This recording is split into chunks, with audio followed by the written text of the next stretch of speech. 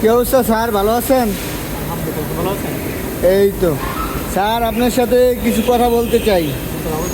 কোনো সমস্যা আছে?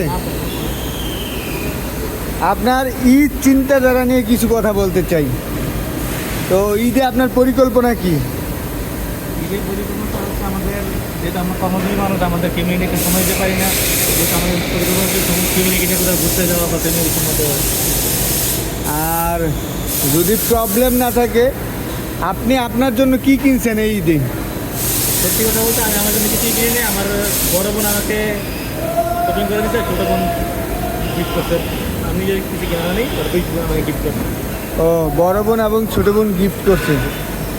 আচ্ছা, তো আপনার বাবা মা নিয়ে আপনার পরিকল্পনা কি? কিনতে নাকি সার্বজনীন থাকতে কিনি। না, আপনি কিছু কিনে দিবেন নাকি কিনা হয়ে গেছে আপনার বাবা মার? আর আমার জন্য, আপনার জন্য কেনা হয়েছে, আমার জন্য এখনো কেনা হয় নাই, পরিকল্পনা আছে। আর আপনার যে উপার্জনের টাকা, এটা দিয়ে কি আপনি কিছু কিনবেন না কিনবেন না? স্যার এখনো এরকম টাকা নাই যে আমার কেনার মতো, সেটা বাচ্চাদের দেওয়া লাগে, তারপরে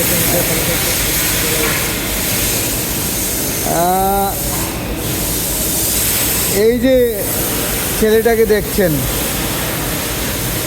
এই যে নিজে চাকরি করতেছে, হ্যাঁ, নিজে চাকরি করতেছে, নিজে কাজ করতেছে, তারপর নিজে ভার্সিটি মানে পড়াশোনা কমপ্লিট করতেছে, তারপরও যতটুকু সম্ভব পরিবারের পাশে কিন্তু দাঁড়াইতেছে। একবার চিন্তা করছেন যে এই রকমের একটা ছেলে নিজে চাকরি করে নিজে পড়াশোনা করতেছে, আবার ফ্যামিলিরও দেখতেছে। এরাই হচ্ছে বাংলাদেশ, আর এরাই হচ্ছে সোনার ছেলে।